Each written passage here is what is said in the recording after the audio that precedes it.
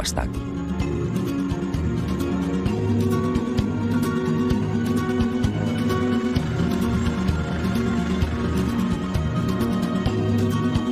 Muchas se presentan semienterradas o escondidas entre los apretados bosques de pinos y encinas. Bosques solitarios a 9 kilómetros de Ahualulco, en los que gobiernan el puma, la serpiente de cascabel y el silencio.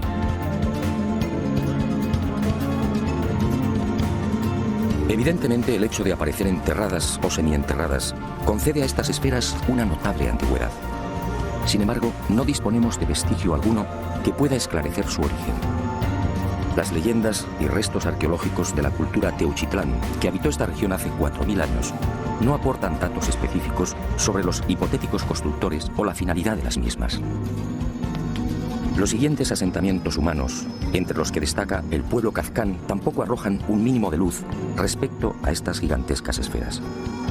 Solo el nombre náhuatl de la primitiva cultura que habitó estos parajes, Teuchitlán o lugar de dioses, podría guardar alguna relación con estas obras gigantescas, más propias de dioses y titanes que de hombres. Pero obviamente esto solo es una suposición.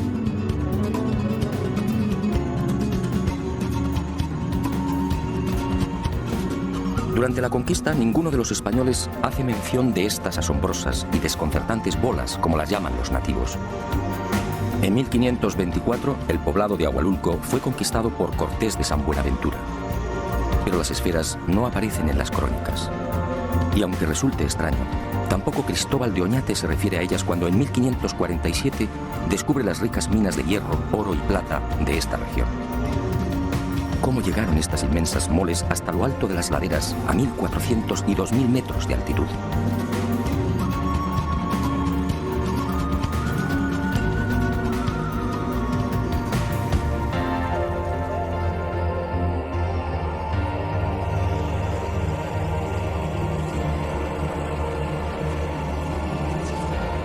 Durante siglos, como digo, las esferas de Ahualulco han permanecido prácticamente ignoradas.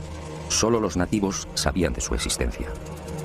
Hasta que en 1967 el norteamericano Robert Gordon, director de la mina denominada Piedra Bola, fue informado de la existencia de otras esferas similares a la que existe junto a la boca de la antigua mina de plata y que justamente dio nombre al yacimiento.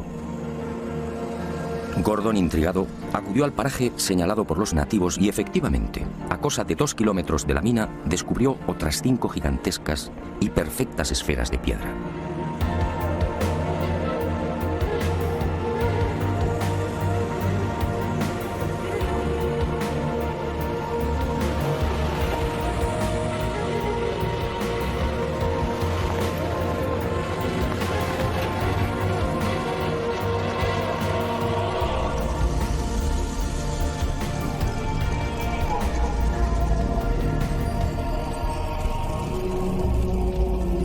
El hallazgo de Gordon fue el principio de una larga cadena de nuevos descubrimientos. El norteamericano envió unas fotografías de las esferas al arqueólogo Matthew Stirling y en diciembre de ese mismo año de 1967 se iniciaron las primeras excavaciones oficiales. Stirling llegó a desenterrar otras 17 grandes esferas, una de ellas de 3.35 metros de diámetro, el resto de 1.80 metros. Y al igual que sucediera con Gordon, Stirling quedó desconcertado. La mayor parte de las bolas presentaba un pulido minucioso e impecable, con un peso aproximado de 10 toneladas por unidad. Aquello no parecía casual. ¿Por qué el mismo diámetro? ¿Cómo se explica la perfecta esfericidad? Y lo más intrigante, ¿cómo transportaron la esfera de 3 metros y casi 20 toneladas de peso hasta la cumbre de la montaña?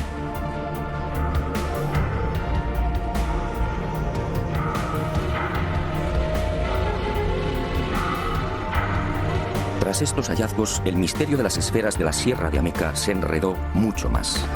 El lugar aparentemente jamás fue habitado. No se hallaron restos de cerámica ni tampoco utensilios que indicaran la existencia de asentamientos humanos. Por otra parte, la depurada técnica que hubiera demandado la elaboración de estas esferas y el no menos complejo transporte de las mismas hasta lo alto de cimas y laderas hizo sospechar a estos primeros científicos que se encontraban frente a un capricho de la naturaleza. El razonamiento era comprensible, pero estaban en lo cierto. 3 meses después de los descubrimientos de Stirling, en marzo de 1968, otra expedición científica se acercó a estos parajes. La integraban miembros del Instituto Smithsoniano, de la National Geographic y de la Inspección Geológica norteamericana. Y al frente como director el geólogo Robert Smith, también estadounidense. Tras examinar las bolas, la conclusión de Smith dejó perplejos a propios y extraños.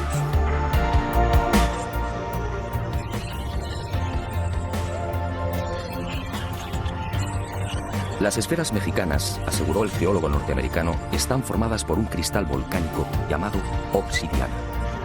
Surgieron hace 40 millones de años como consecuencia de una gigantesca avalancha volcánica. La Sierra de Ameca fue materialmente enterrada en ceniza y allí, en el fondo de esos depósitos, aparecieron las esferas. Según Smith, a temperaturas que oscilaron entre 540 y 760 grados Celsius, esas cenizas se fundieron, cristalizando por enfriamiento y progresando en frentes esféricos.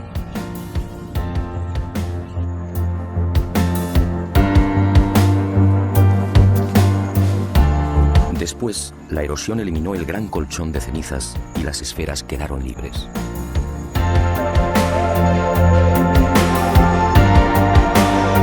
Y digo que el veredicto del geólogo norteamericano dejó perplejos a propios y extraños porque sencillamente no resolvía la totalidad del misterio. Para empezar, de las casi 1000 esferas que pueden contemplarse en la Sierra de Ameca, la casi totalidad está formada por arenisca, un material que nada tiene que ver con los volcanes. Solo un pequeño porcentaje está integrado por basalto. En cuanto a la obsidiana, ni rastro. ¿Qué ocurrió con estas bolas? ¿También se formaron en el interior de la ceniza y en sucesivos frentes esféricos? Para la mayoría de los expertos en petrología, esta posibilidad es altamente dudosa. En cuanto al hecho incuestionable de la similitud en los diámetros de muchas de estas bolas, 1.80 metros, el señor Smith naturalmente guardó silencio. Ningún científico serio admite hoy que esta casualidad sea obra de la naturaleza. ¿O no fue una casualidad? A esta versión supuestamente científica se sumó después otra explicación aportada por algunos vulcanólogos. Para estos, las esferas de Ahualulco tienen un origen muy distinto al propiciado por Smith. No serían otra cosa que tobas o piedras volcánicas expulsadas entre gases, fuego, columnas de lava y otros materiales piroclásticos. Estas bombas volcánicas, dicen, adoptaron la forma esférica en ese violento proceso de expulsión, redondeándose en el aire.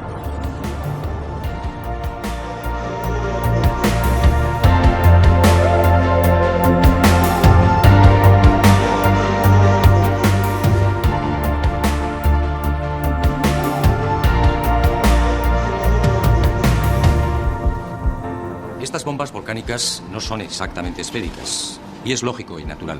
Pretender que estos materiales, expulsados de los volcanes, se vuelvan esféricos al contacto con el aire es una afirmación arriesgada. ¿Qué tiene esto que ver con la belleza, con la perfección y con el gigantismo de las esferas de México?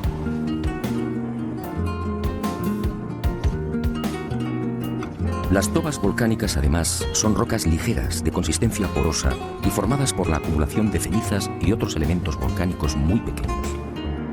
¿Qué tiene esto que ver con las masas pétreas de 10 y 20 toneladas de la Sierra de Ameca? Incluso aceptando la remota posibilidad de que estas bombas volcánicas se vuelvan esféricas al contacto con el aire, ¿en qué cabeza cabe que puedan conservar la esfericidad al chocar con un manto de lava o de ceniza? Definitivamente las explicaciones de geólogos y vulcanólogos no son consistentes. Algo falla. El supuesto origen natural de las bolas aparece drásticamente enfrentado con la naturaleza de las mismas, con las dimensiones y, sobre todo, con la milimétrica perfección del pulido. Pero hay más. Si echamos un vistazo a la nación mexicana, observaremos que se trata de un país eminentemente volcánico. En estos momentos, según el Catálogo Mundial de Volcanes Activos, México reúne un total de 14, con la calificación de peligrosos. Pues bien, si las esferas de Ahualulco fueran el resultado de los fenómenos eruptivos ya mencionados, ¿por qué aparecen únicamente en este lugar del estado de Jalisco? Solo en el llamado eje volcánico mexicano, con una longitud aproximada de 1000 kilómetros, se contabilizan miles de volcanes apagados. Lo lógico es que este tipo de bolas se encontrara repartido en numerosos puntos de dicho eje, pero no es así. Esta increíble acumulación de casi 1000 esferas solo se da en la referida Sierra de Ameca. Algunos vulcanólogos pretenden justificar la existencia de las esferas por las erupciones acaecidas en la Edad Media y señalan a 3 volcanes como responsables directos: el Ceboruco en el estado de Nayarit, el volcán de Fuego y su vecino el Nevado, ambos en las proximidades de la ciudad de Colima. El Ceboruco en efecto entró en erupción en 1542 y 1567. En cuanto a los de Colima, del Nevado se sabe que entró en actividad en 1560. Pero los ardientes flujos no fueron más allá de los 10 kilómetros.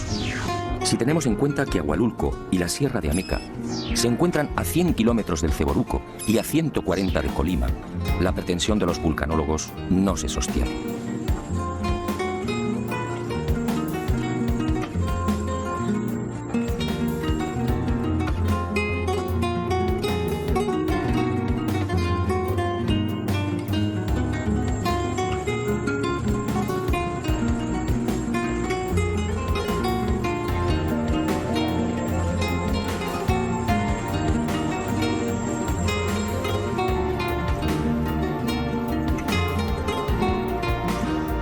Efectivamente, estoy de acuerdo con usted. Después de recorrer la Sierra de Ameca y contemplar estas esferas, cuesta trabajo imaginar que semejantes moles son un capricho de la naturaleza. La periodista mexicana Virginia Sendel escribe, y con razón, son demasiado perfectas, demasiado bellas. Los científicos, una vez más, han intentado descafeinar la realidad, pero la historia no ha terminado. Sígame, estoy seguro que lo que queda por ver le sorprenderá de nuevo.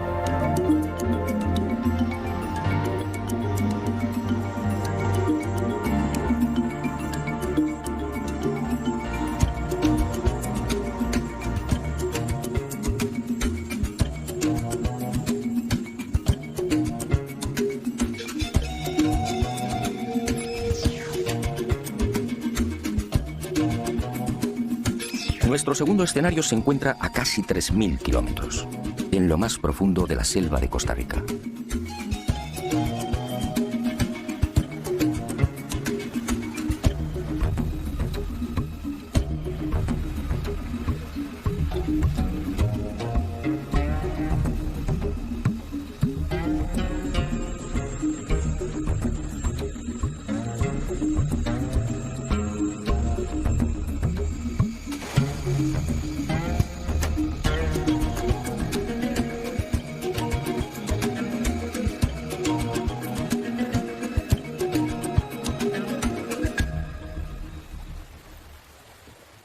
Parece mágico, pero aquí en plena jungla, al sur de Costa Rica, nos aguarda una segunda parte del oscuro enigma de las esferas de piedra.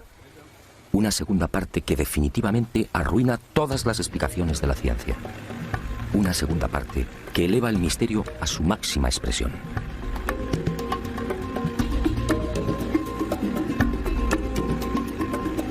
Nuestro primer objetivo exige cruzar buena parte del delta del Diquis y la enmarañada y peligrosa jungla por la que discurre el río Sierpe.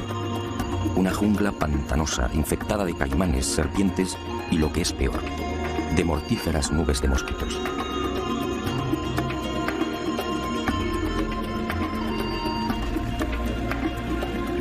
Afortunadamente, la jornada transcurre sin incidentes de gravedad y con los últimos rayos del sol alcanzamos al fin el gran secreto de Palmar Sur.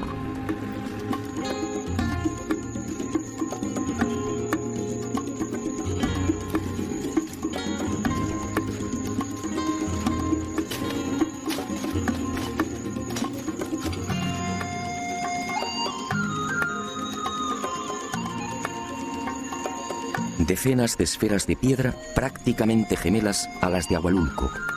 Esferas igualmente perfectas, al aire libre o semienterradas en cientos de kilómetros cuadrados. Esferas de un pulido exquisito, casi imposible.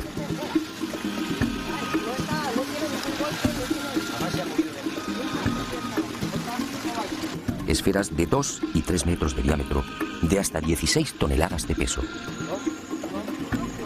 40, 45 más 60 aproximadamente. Nadie conoce con exactitud su número. Se habla de cientos, más de 500 esferas de todos los tamaños, desde el diámetro de una naranja hasta 3 metros.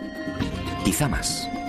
Las hay en Palmar Sur, en las orillas de los ríos Esquina y Térraba, en las islas Camaronal y del Caño, en lo alto de las sierras de Bruqueña y en las regiones de Piedras Blancas, Cavagra, Buenos Aires, Bere y Pejivalle de Pérez Celedón. Pero estos solo son los emplazamientos conocidos. Al hallarse enterradas es posible que su número sea muy superior.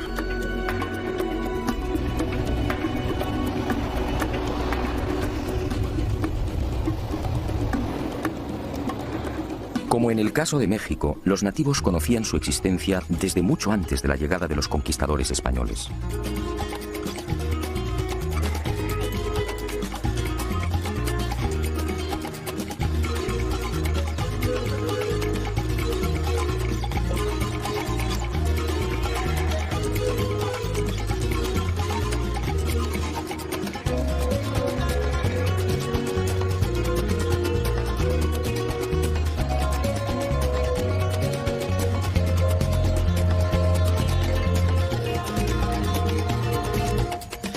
Pero sus explicaciones fueron tan parcas y confusas como las de los pueblos que habitaron Ahualulco. Todos se limitaron a señalar al cielo, asegurando que las esferas eran obra de los dioses.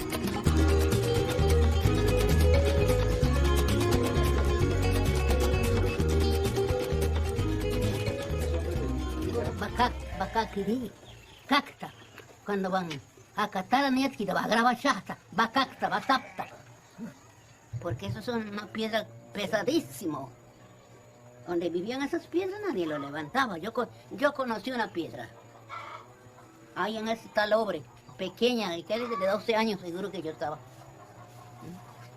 Alrededor, los antiguos moros, eso lo adornaron con figuritas de toda clase de animalitos así alrededor, de todo color.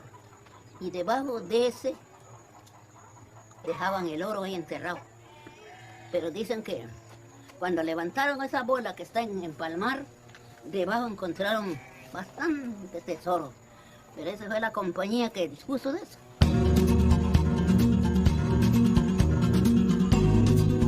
Fue a partir de 1930 cuando los arqueólogos tomaron contacto por primera vez con este fascinante enigma. En esa fecha, George Chittenden, empleado de la multinacional United Fruit, viajaba por Costa Rica comprando tierras para la plantación de bananos.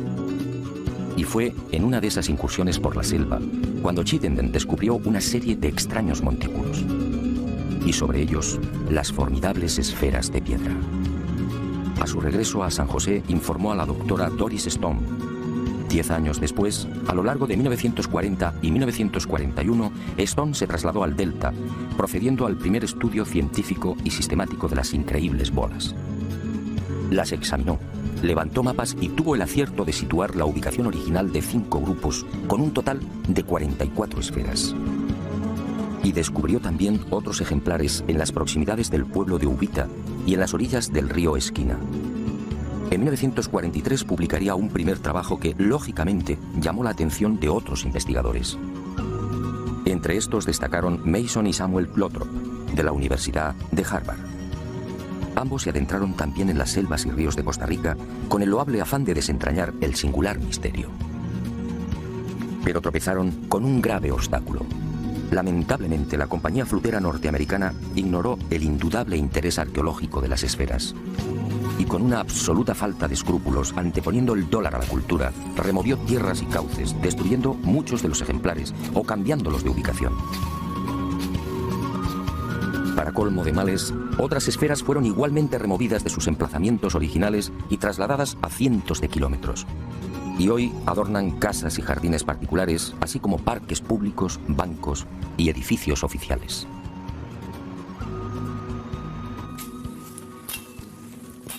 A este desastre vino a sumarse la codicia. Al igual que sucediera en el municipio mexicano de Ahualulco, el descubrimiento de las esferas de Costa Rica terminó provocando el nacimiento de un rumor tan absurdo como lamentable. En el interior, dice la creencia popular, se esconden grandes cantidades de oro y piedras preciosas. Y muchas de ellas, como esta, fueron quebradas o dinamitadas.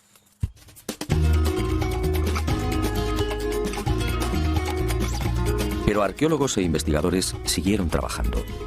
En este caso, a diferencia de lo ocurrido en México, los costarricenses fueron mucho más sensatos y prudentes que sus colegas los norteamericanos. A nadie se le ocurrió esgrimir el absurdo argumento de los volcanes. Las esferas de Costa Rica son obra humana. De eso no cabe la menor duda. En cuanto a las preguntas clave, ¿quién, cómo y para qué las hicieron? La mayoría de los expertos no tienen respuestas, al menos satisfactorias. Sencillamente, es un misterio de momento.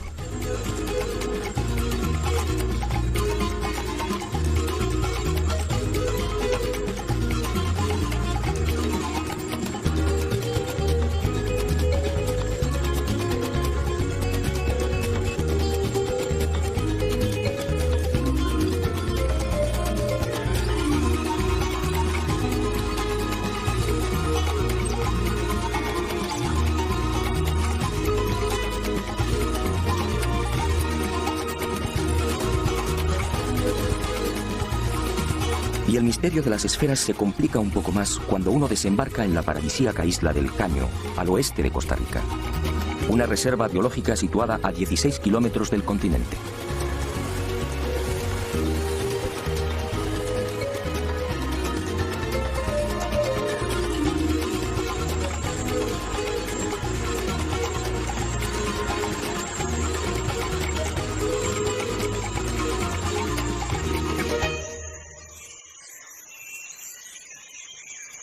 En este lugar fueron descubiertas unas 10 esferas.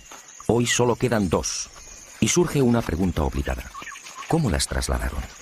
En esta isla, por supuesto, no hay canteras. Las bolas necesariamente tuvieron que llegar desde tierra firme. Y el enigma, como digo, se complica.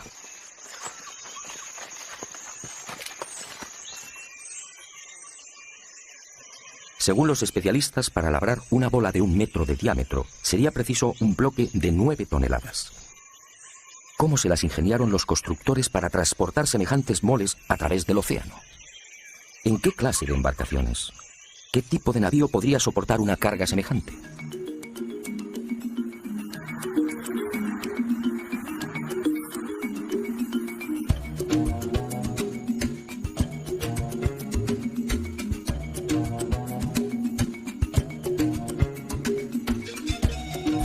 Y otro tanto sucede con la mayoría de los lugares de tierra firme donde aparecen las esferas.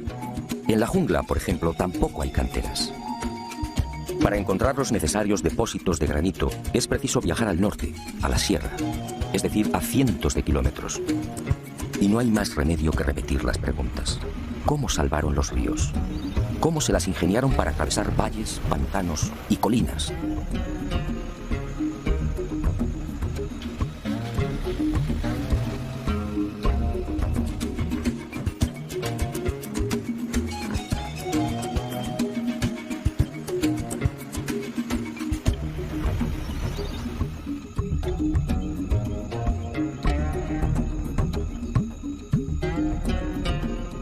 Si las esferas eran labradas en los puntos donde han aparecido, ¿cómo se las arreglaban para tirar de bloques tan gigantescos? En el caso de las más grandes, de 2,5 metros de diámetro, los bloques de granito de las que debían ser extraídas podían superar las 24 toneladas. Naturalmente, el asombroso pulido y la perfecta esfericidad de estas bolas son un capítulo aparte. En este lugar, a más de 100 kilómetros de las canteras, pudimos hallar otros 5 ejemplares. Lamentablemente también habían sido removidos de su emplazamiento original, pero el pueblo al menos ha sabido conservarlos. Al llevar a cabo las correspondientes mediciones quedamos perplejos.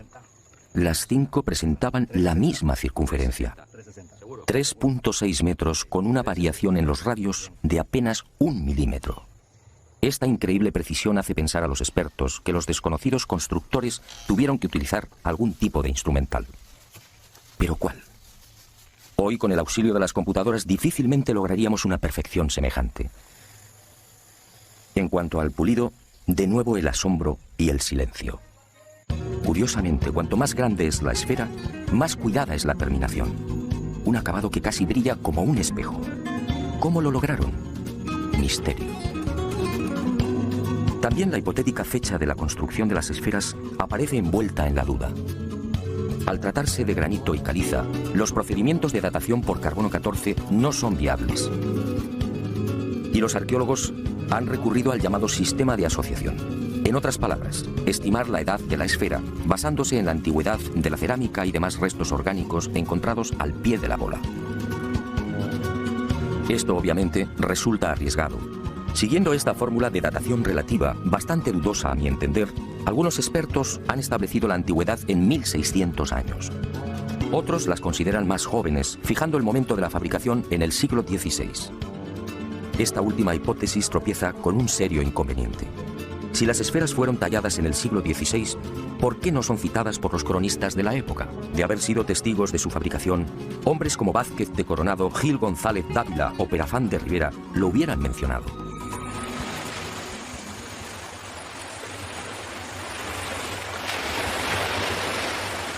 Para algunos investigadores más osados que la arqueología tradicional, estas esferas podrían tener entre 2000 y 3000 años como mínimo. Y fundamentan su razonamiento en el interesante proceso de hundimiento de las mismas. Muchas de ellas, de 2 y 3 metros de diámetro, se encuentran prácticamente enterradas o semienterradas.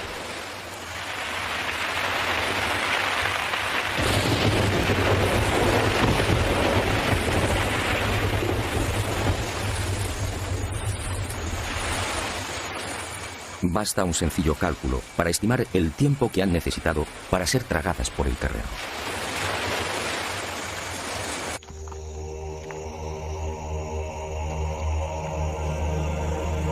Sea como fuere, lo que parece cierto es que estas magníficas y colosales esferas fueron construidas mucho antes de la llegada de Colón. Pero ¿para qué? ¿Cuál pudo ser su finalidad?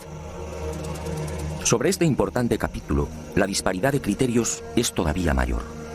Hay quien asegura que estas esferas venían a demostrar el grado de poder e influencia de los caciques. Si esto fuera así, cuanto más grande y más perfecta, más notable sería el dominio del rey de turno. La teoría, sin embargo, no termina de convencer.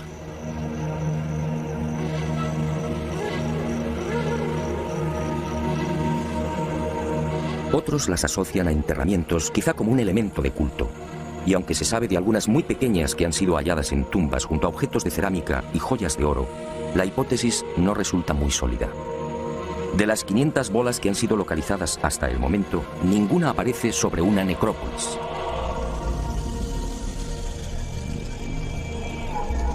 Cabe pensar, por tanto, que las 2 esferitas descubiertas en tumbas fueran únicamente una posesión personal del difunto. Para el profesor Lothrop, el hecho de aparecer en grupos podría insinuar una serie de conocimientos astronómicos por parte de los constructores. La doctora Stone, como se recordará, descubrió un grupo con un total de 44 bolas. También en las proximidades de Piedras Blancas se hallaron otras 15 esferas perfectamente alineadas. ¿Se trata de mapas celestes? ¿Indican la posición de las estrellas? Hasta hoy, que yo sepa, nadie ha profundizado en esta sugerente posibilidad.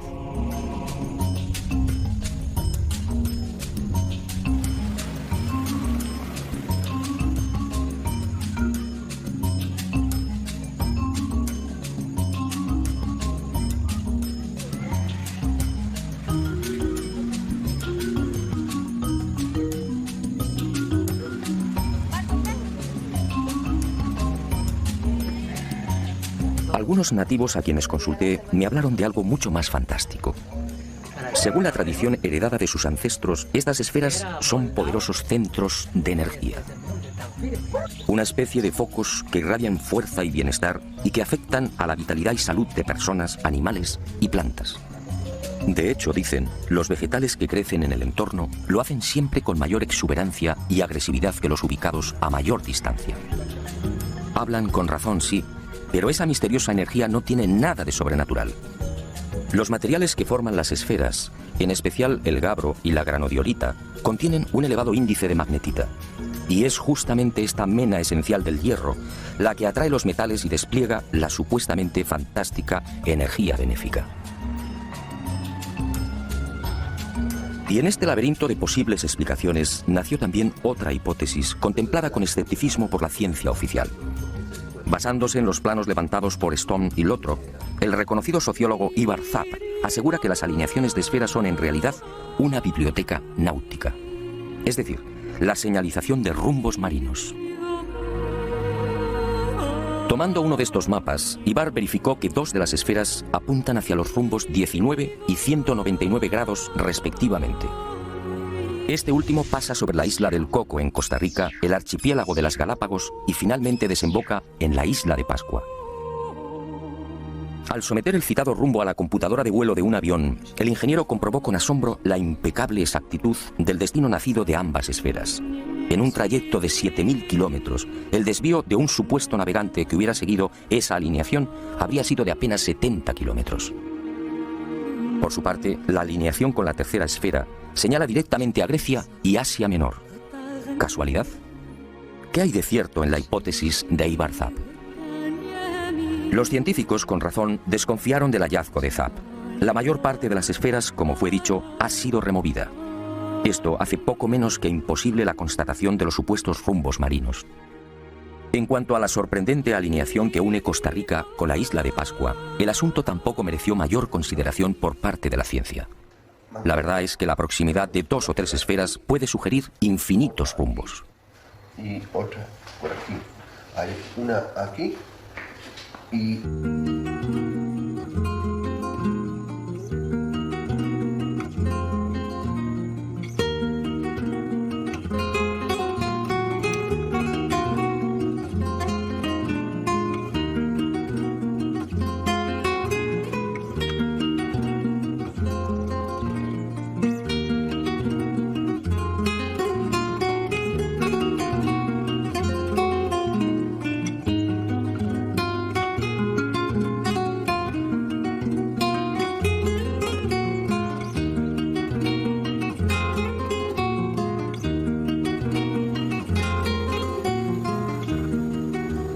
Pero Ibar Zap sí parece tener razón en algo. Para el estoniano afincado en San José, las esferas son la viva manifestación de una cultura de expertos navegantes afincada en la Costa Rica que mira al Pacífico Sur. Una cultura precolombina de la que apenas queda constancia y que fue mencionada por Cristóbal Colón en su último gran viaje entre los años 1502 y 1504, los Tiguares.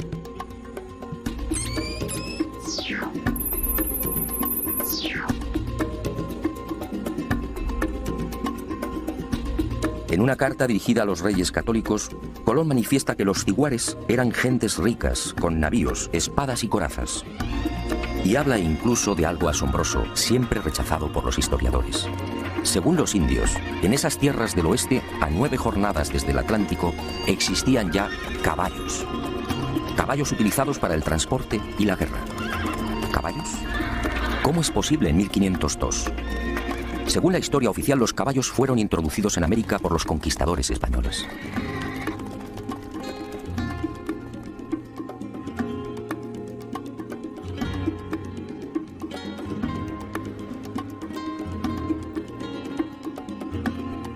¿Navíos? ¿Corazas y espadas? ¿Caballos? ¿Quiénes eran los tiguares? ¿Fueron los constructores de las perfectas y gigantescas esferas de piedra? En realidad, nadie lo sabe, aunque nos encontramos ante una circunstancia más que sospechosa. Esa civilización vivía justamente en la región de Golfo Dulce, es decir, en unas tierras en las que se ha descubierto la mayor concentración de esferas.